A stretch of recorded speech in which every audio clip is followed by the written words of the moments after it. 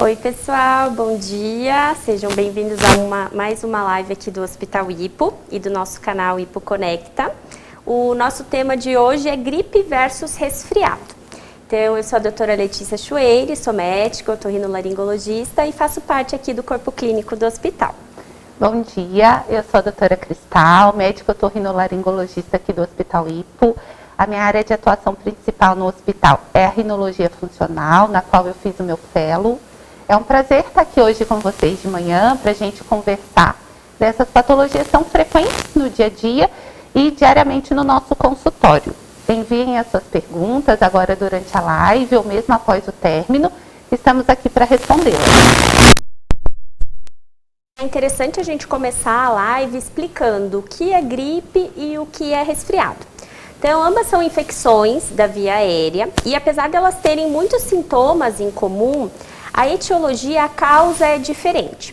Então, a gripe, ela é causada pelo vírus influenza. E seus subtipos, A, B, C. O subtipo mais conhecido é o H1N1.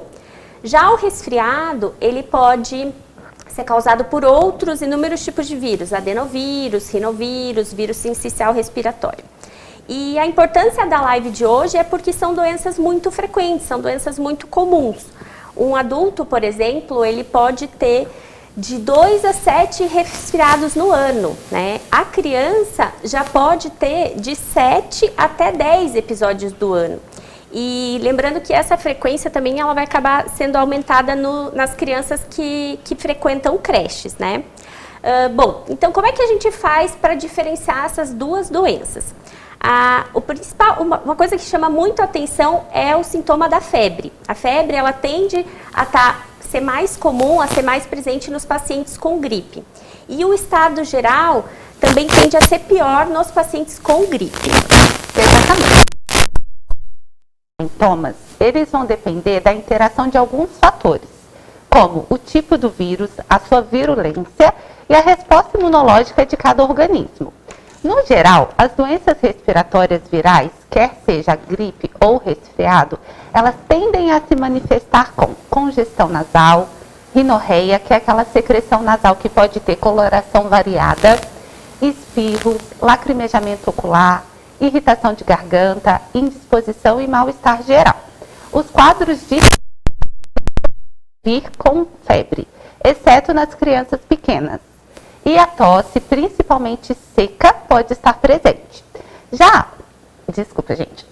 o quadro de gripe, ele manifesta-se um pouco mais rico. O paciente encontra-se mais prostrado, com mialgia, com artralgia, cefaleia importante, inapetência, que é a perda do apetite. Então, foi o que a Letícia acabou de comentar.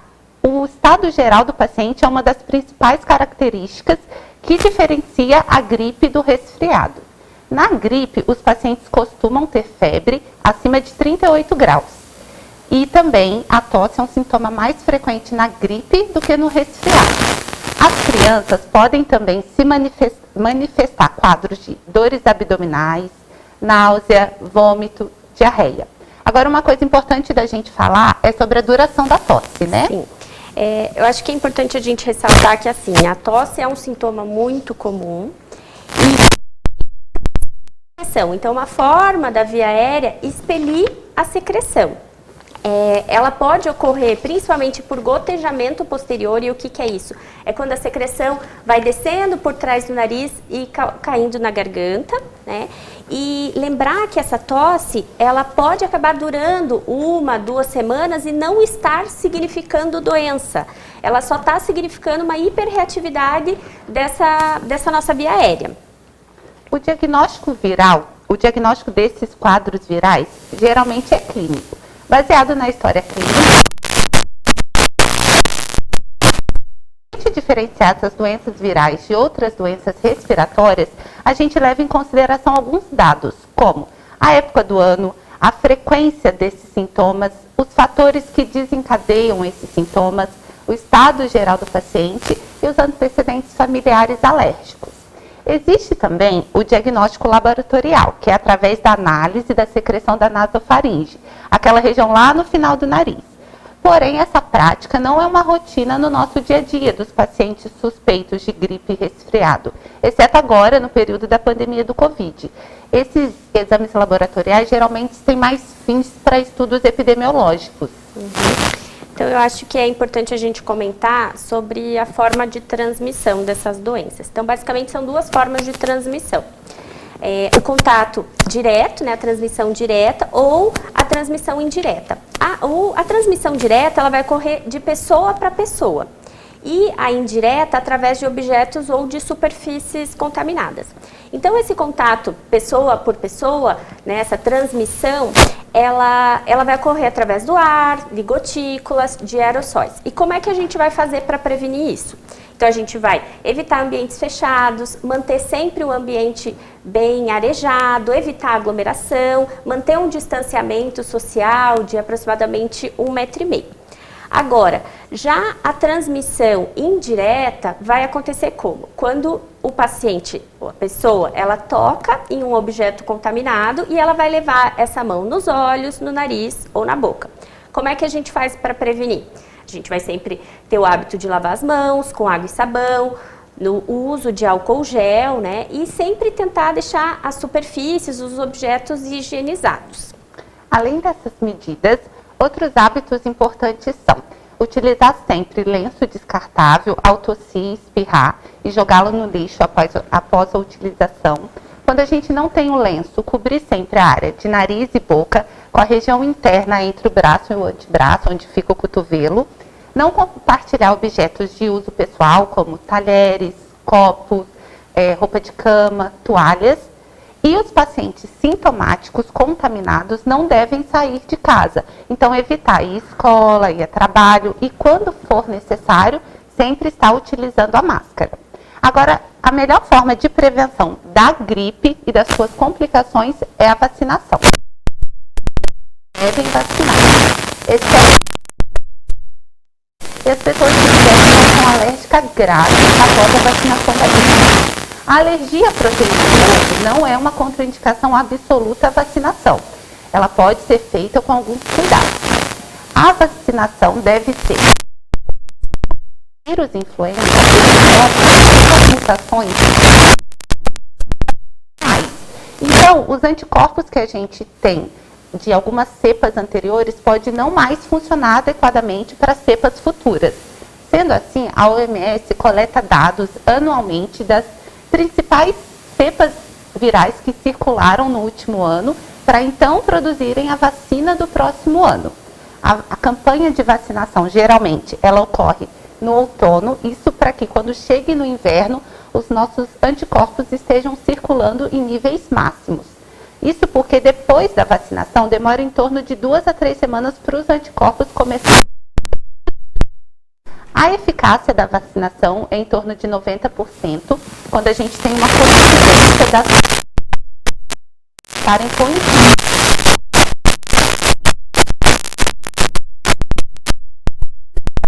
Então, lembrar vocês que aqui no hospital a gente tem a clínica de vacinação profiláxis, então não deixem de se vacinar. A pergunta que sempre chega é se o frio, o inverno, o vento, eles causam doença. Então a resposta é não. O que acontece é que essas variações de temperatura, elas acabam diminuindo a nossa imunidade, né? Diminuindo a imunidade da via aérea e aumentando o risco de doença. Então, a partir do momento que o paciente entra em contato com o vírus, a chance dele desenvolver a doença tende a ser maior. Infelizmente, né, temperatura, variação, a gente não consegue controlar, ainda mais morando aqui em Curitiba. Então, como é que a gente vai fazer para prevenir essas doenças durante o inverno? Então, a gente vai tentar aumentar a nossa imunidade. Como? Se alimentando bem, né, tendo na dieta frutas, verduras, proteínas, tentando sempre ter uma prática de exercício físico regular, aumentar a ingesta de água, pelo menos 2 litros por dia. É importante também, a gente que mora em Curitiba, se expor ao sol para a produção de vitamina D e lembrar que essa exposição, ela tem que ser feita nos horários recomendados, então antes das 10 da manhã e após as 4 horas da tarde. E super importante é a gente lembrar aos pacientes que as doenças de base elas devem ser controladas. Os pacientes eles têm que manter o acompanhamento médico dessas doenças. Quais são? Por exemplo, a rinite, a pressão alta, né, a hipertensão, o diabetes, pacientes que têm problemas renais, enfim. Isso é importante manter o acompanhamento médico. Outra dúvida, sempre nos perguntam, doutor, a gente precisa usar algum tipo de vitamina para nossa imunidade? Resposta também é não. Não é necessário. Quando que a gente vai fazer alguma reposição? Quando existe alguma falta, quando existe alguma carência. E isso vai ser diagnosticado e tratado por um médico. Então, por isso que é importante não ficar se automedicando e sempre manter a avaliação. Como a gripe e o resfriado são quadros autolimitados, geralmente o tratamento sintomático é o que é necessário, com repouso, hidratação, analgésico e antitérmico. A lavagem nasal é uma medida muito importante, uma vez que ela vai funcionar como uma limpeza mecânica das secreções nasais. Ela vai fluidificar o muco nasal, ela vai aumentar o que a gente chama de transporte mucociliar, que é uma barreira de defesa da nossa mucosa respiratória. E além disso, ao a gente remover essas secreções, a lavagem também tem uma ação anti-inflamatória, porque ela elimina junto as substâncias, as citocinas pró-inflamatórias presentes nesse muco nasal e na mucosa respiratória.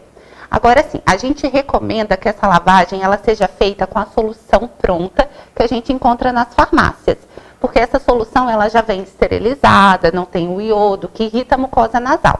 Mas, eventualmente, alguns pacientes não conseguem comprar o soro fisiológico. Então, a gente pode prepará-lo de forma caseira. Como que a gente faz? A gente pega 1 litro de água filtrada ou fervida. Não pode ser água da torneira, água do chuveiro, porque tem um cloro, vai irritar a mucosa nasal. E aí, a gente vai acrescentar 2 colheres de sal, a medida da colherzinha de café, 2 colheres de sal e 1 colher de bicarbonato. E essa lavagem pode ser feita várias vezes ao longo do dia, não tem um limite. Eu costumo falar para os pacientes que a gente lava a mão, lava rosto, escova dente. A gente tem que ter hábito de lavagem nasal, isso diariamente. E principalmente quando a gente tem algum quadro infeccioso. Agora, para o vírus influenza, a gente tem a medicação do Tamiflu. Ele é usado com a finalidade de reduzir a duração dos sintomas e minimizar as complicações. Preferencialmente, deve ser usada nas primeiras 48 horas dos sintomas, nos pacientes confirmados com influenza ou suspeitos com doença grave, presença de comorbidades ou necessidade de hospitalização. A gente sempre tem que tomar cuidado com o uso indiscriminado das medicações, pois o Tamiflu, assim como todas as medicações, tem interação medicamentosa, efeito colateral e contraindicação. Como eu falei no início, o Tamiflu é para o vírus influenza, então não tem efeito para os resfriados. Exato. Muitos pacientes procuram o nosso pronto atendimento em busca de antibiótico. Então, assim, lembrar que a gripe e o resfriado, elas são infecções virais e não está indicado o uso de antibiótico. Porém, elas aumentam a chance de uma infecção bacteriana, né? A gente chama de infecção secundária. Essas sim necessitam de antibiótico. Então, por exemplo, aumenta a chance de otite, de sinusite, de pneumonia, de amidalite. Muitos pacientes também acham que a coloração da secreção é mandatória para definir o uso ou não de antibiótico. E isso não é verdade, tá? O que a gente geralmente leva em consideração, obviamente, sempre a anamnese, o exame físico do paciente, o tempo de duração dos sintomas e também o estado geral do paciente. Mais uma vez, reforçando a necessidade, né, de avaliação médica e tentar sempre evitar a automedicação. De recado de gripe e resfriado, basicamente a gente queria falar desses tópicos. Agora a gente vai conversar um pouquinho de algumas perguntas que chegaram para a gente. Bom, a gente está passando por uma pandemia, né? Então, Letícia, uma pergunta que chega muito é como a gente pode diferenciar resfriado, gripe e Covid? Bom, acontece que o Covid, ele tem muitos sintomas em comum com a gripe e com o resfriado. Então, a febre, a tosse, a dor no corpo, mal-estar, a dor de cabeça, nariz com secreção, diarreia, né? Então, assim, o que a gente nota que alguns sintomas são mais comuns no COVID. Por exemplo, a febre, ela é mais comum tanto no COVID quanto na gripe, não tão comum nos pacientes com resfriado. A mesma coisa a tosse, né? E aí a gente também consegue notar que os pacientes com resfriado, eles tendem a ter mais coriza, mais nariz trancado. Outro fato importante é assim, em relação ao COVID, os pacientes tendem a ter o nariz mais seco, porém um sintoma muito característico é a perda do olfato, que é a perda da possibilidade de sentir cheiro e, consequentemente, do paladar, né? Então, é difícil, claro, tanto para nós médicos, por isso a importância da realização dos testes, né, dos exames para o diagnóstico do COVID. Eu acho que é importante também a gente alarme dessas doenças. Então, a falta de ar, tá? O aumento da frequência respiratória, nas crianças, lembrar do batimento de asa nasal, sinais de desidratação, como boca seca, vômitos que não param, febre durando mais do que 24 horas ou febre que não está cessando com a medicação e confusão mental, principalmente nos idosos, tá? Acho que é legal a gente falar também que a gente recebeu sobre quais são né, quem é o grupo de risco dos pacientes com COVID e com gripe. Isso, que tem uma possibilidade maior de evoluir desfavoravelmente, né? Então, as pessoas com mais de 60 anos, crianças menores de 2 anos, gestantes, a presença de comorbidades, doenças pulmonares crônicas como asma, enfisema, DPOC, a bronquite, as cardiopatias como a insuficiência cardíaca, as doenças metabólicas crônicas como diabetes, obesidade, as imunodeficiências, as pessoas que fazem uso de medicação imunossupressora contínua e também os portadores de insuficiência renal. Essas são as principais, mas temos outras também, né? Aproveitando e falando do COVID, também chega muito, né? Quais são os melhores testes para o COVID? Bom, então assim, basicamente nós temos 2 testes para o COVID. O PCR, que é o teste do swab, o teste do cotonete, aquele que todo mundo tem medo, que vai lá no fundinho do nariz e na garganta, ele é o teste mais sensível que a gente tem, tá? E ele é um teste que busca o vírus. Então, ele vai detectar o vírus, né? E lembrar que esse teste, ele deve ser feito, né? A melhor época para ele ser feito é entre o 4º e o 6º dia de sintoma. O outro teste que a gente tem para diagnóstico do COVID é o teste sorológico. Já esse teste sorológico, ele vai em busca do anticorpo. O anticorpo que a gente produziu após ter entrado em contato com o vírus. Então, ele pode ser feito pela coleta de sangue ou mesmo nas farmácias, né? O teste rápido. E esse teste, aí ele já funciona melhor, como ele busca o antibiótico, a partir do 7º, 10º dia. Então, tudo vai depender do tempo de sintomas do paciente para a gente ver qual teste que a gente vai escolher, tá? Vamos ver se tem mais pergunta aqui. Perguntaram o que é período de incubação. Então, o período de incubação é o período que o paciente já tem o vírus, porém ele ainda não desenvolveu sintomas e ele está transmitindo. Por isso que ele é um período importante que a gente tem que ficar atento. Uma outra pergunta frequente que chegou aqui é se a vacina causa gripe. Não, gente, a vacina não causa gripe. Ela é feita, ela é formulada a partir de vírus inativado. Ela contém pequenas partículas de proteínas virais que são capazes de induzir uma resposta imunológica do nosso organismo, a produção de anticorpos, mas ela não é capaz de infectar o organismo. Algumas pessoas, após a vacinação, vai manifestar mialgia, uma indisposição, uma febre baixa, que vai durar até 48 horas, no máximo, e vai ter uma resolução. E também outros efeitos comuns é a dor e vermelhidão local, mas podem e devem tomar vacina porque ela não causa gripe. Perguntaram ali quais os efeitos colaterais do Tamiflu. Do Tamiflu, os principais efeitos colaterais deles são dores abdominais, diarreia, náusea, vômito e cefaleia. Raramente, mais difícil, eles podem alterar as enzimas hepáticas, hepatite, e podem causar erupções cutâneas e também alterações neuropsiquiátricas, como convulsão e confusão mental. Agora, uma coisa que também o pessoal tem perguntado é por que alguns pacientes com suspeita de Covid estão utilizando o Tamiflu. Então, assim, o Tamiflu, mais uma vez, ele é específico para o vírus da influenza. Então, ele não vai ter efeito no Covid. Mas o que acontece? Esse quadro clínico é muito parecido, como a gente falou, é difícil a gente diferenciar, às vezes, quando o paciente chega no consultório com febre, com a queda do estado geral. E aí, só com a história clínica e o exame físico, às vezes a gente não consegue fazer diferença se é um quadro de Covid ou se é um quadro de gripe. A depender das comorbidades do paciente e se ele tomou a vacina ou não, a gente acaba entrando com um Tamiflu por conta disso, mas não que ele haja especificamente no Covid. Exato. Né? Eu acho que de pergunta foram essas. Fiquem à vontade em mandar mais perguntas também depois da live, que a gente está aí para responder. Isso, bom, então a gente está chegando no final da nossa live. Queria agradecer a presença de vocês, falar que foi um prazer estar aqui hoje conversando com a minha amiga Letícia. Aproveitar e lembrar vocês que o Hospital Hipo é 24 horas para as emergências otorrinolaringológicas, além do agendamento das consultas eletivas, tranquilizá-los quando for necessário, vir até o hospital. A gente está tomando todas as medidas de precaução necessárias. Foi estabelecido um protocolo de segurança desde a chegada no hospital, com a triagem, verificando saturação, frequência cardíaca, temperatura.